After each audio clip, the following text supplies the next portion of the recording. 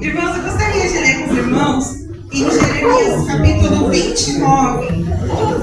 Eu peço a gentileza para os irmãos que eu vou ler uma tradução diferente da que nós costumamos ler. Eu vou ler a NVT, a nova versão transformadora. Aí vai ficar um pouquinho diferente da de alguns irmãos. É Jeremias 29. Eu vou ler do 10 até o 13.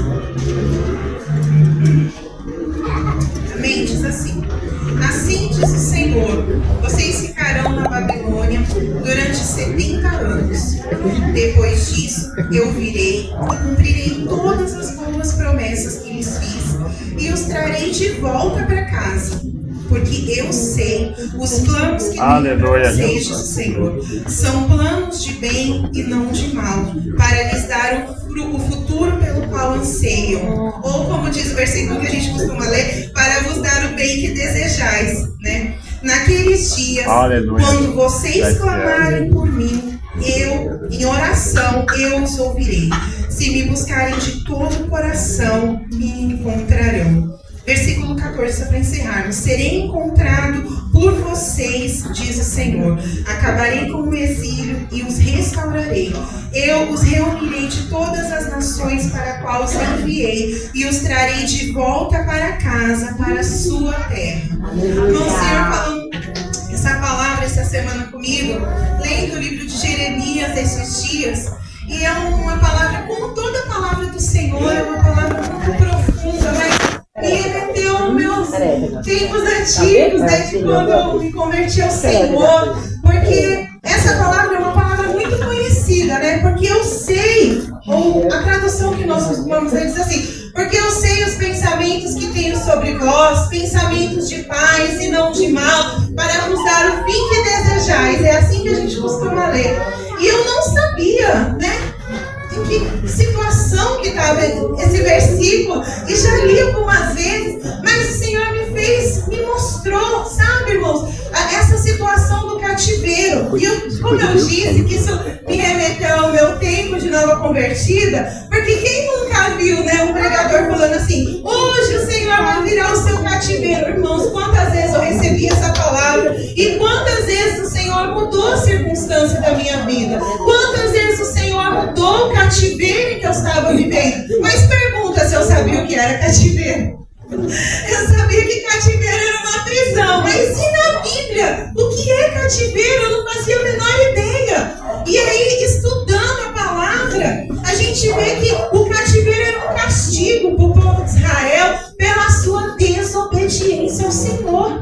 O Senhor ali em Deuteronômio 28 dá uma lista de bênçãos. Olha, vocês vão entrar para a terra e as bênçãos os alcançarão. Eles não iam correr atrás da bênção, não. Eles seriam alcançados por ela. E aí depois, se eu não me engano, são 14 versículos de bênção. E aí, vários versículos falando sobre o que aconteceria se eles desobedecessem ao Senhor. E aí, meus irmãos, quando a gente vê o último versículo ali, o último castigo era eles perderem a terra. E aqui, quando a gente chega nessa passagem de Jeremias, o que Jeremias estava falando? O que o Senhor estava falando ali? Que tinha chegado o tempo em que esse cativeiro se cumpriria. E havia naquela época muitos falsos profetas que diziam assim: ó, não vai não, o que foi levado vai ser trazido de volta, não se preocupe, dentro de 2 anos. Se levantou um profeta chamado, eu já vou encerrar, pastor. Se levantou um profeta, que essa palavra pegou no meu coração mesmo. Se levantou um profeta chamado Ananias também. Chamado Ananias. Deus falou para Jeremias assim: pega um jugo e coloca no seu pescoço. Sabe aquele jugo de animal, né, irmão? E imagina Jeremias pregando para o povo com aquele jugo de madeira no pescoço. E esse profeta, ele foi tão ousado, porque às vezes a pessoa, ela fala na carne, ela quer ter uma ousadia, que é uma ousadia maligna. E ele vai, irmãos, com essa ousadia e tira aquilo que Deus mandou Jeremias colocar. Ele tira do pescoço de Jeremias e quebra aquilo. E fala que Deus estava falando todo o contrário, para resumir a história, daquilo que Jeremias estava falando. E aí, meus irmãos, Deus levanta Jeremias e fala assim para ele: olha, até aqui era jugo, a partir de agora o jugo será de ferro. O jugo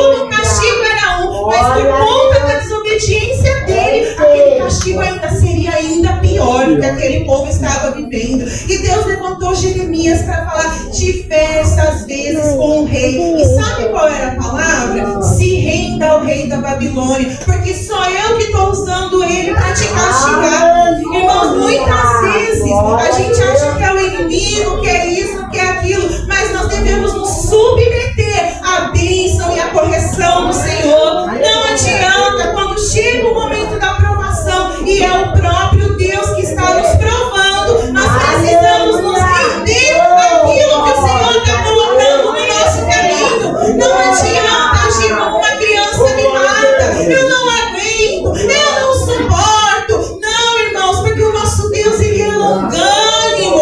Ele nos dá muito tempo de melhorarmos. Ele nos dá muito tempo de nos arrependermos. Mas a gente vai como esse rei, ouvindo a palavra muitas vezes, e o coração endurecido, ouvindo a palavra e não quer se render àquilo que o Senhor colocou no nosso caminho. E aí o Senhor diz, depois de tudo isso, olha, depois desse profeta ter dito que eles ficariam apenas 2 anos, e quem já tinha, porque esse cativeiro da Babilônia, ele acontece, se eu não me engano, em 3 momentos. Então o rei leva uma remessa, leva outra, e aí quando chega acho que em 86, ele leva a última remessa, que não tinha acontecido aqui ainda. Então, meus irmãos, o que acontece? Quando o Senhor diz, quando o Senhor levanta Jeremias aqui, ele diz assim, olha, vocês irão sim, e vocês ficarão lá 70 anos. Essa era a palavra do Senhor para aquele rei. Se renda, se submeta. Então eu quero falar para os irmãos nessa noite, porque o Senhor, ele tem planos maiores do que os nossos. O Senhor, ele tem um caminho melhor do que os nossos. O Senhor, ele tem bênçãos que nós não podemos nem imaginar, mas que não venhamos fugir daquilo que ele tem para as nossas vidas. Esse rei, irmãos, chega um momento em que ele é castigado. Quando chega realmente o cativeiro, ele tenta fugir e ele é buscado ali, e ele passa um sofrimento terrível até a morte. Que não venhamos, irmãos, que venhamos nos colocar, cada um de nós sabemos aquilo qual o Senhor tem nos chamado, seja para o louvor, seja para o evangelismo, seja para a palavra, seja para uma vida de oração no secreto, seja para uma vida de consagração. O Senhor, ele sabe os pensamentos que ele tem sobre nós, pensamentos de paz e não de mal. Mas primeiro precisamos passar aquilo que ele determinou para nós. Precisamos passar o processo, precisamos enfrentar aquilo que está diante de nós. Não podemos correr, porque aquele que correu, ele sofreu, ele foi buscado pelo inimigo. Então essa palavra do Senhor, essa é a palavra que o Senhor colocou, e eu vou ler mais uma vez, irmãos, porque eu sei, é o próprio